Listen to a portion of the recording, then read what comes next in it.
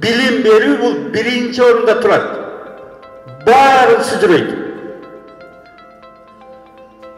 Биз ушуга маани бербей келебиз. Негизи билим биринчи орунда турат. Билимдүү саудагер башкача саудагер болот.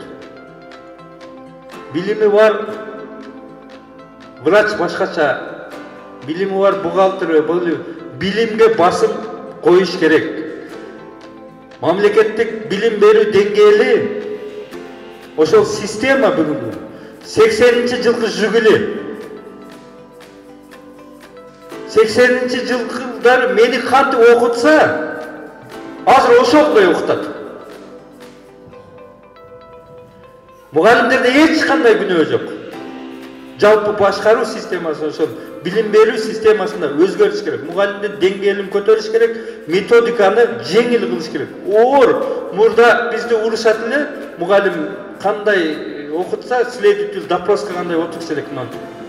Азыр деле ошол система жок, азыр андай эмес. Азыркы балдарга мындай аны достой сүйлөшүш керек. Кимиңиздер балдарыңыздар урушаларсыздар, урушсаңар укпайдыр. Бизди уруш эле, сабач эле ата-энебиз. Азыр андай эмес, азыр балдар башка азыр. Балдар менен дос болуш керек, алар менен башкача метод. Буга биздин башкаруу системасы тоскоол кылып келет. Билим берүү системасында бүт жагында ушундай чириген эски система. Аны өзгөртүп, тазалап туруп, сортировка кылыш керек. Жаңы дүйнөлүк эмеде алып барышыбыз керек. Ошондо сиз айткан жанагы маселелер бүт ордуна келет. Мугалимдердин айлыктары көтөрүлөт, мугалимдердин статусу көтөрүлөт.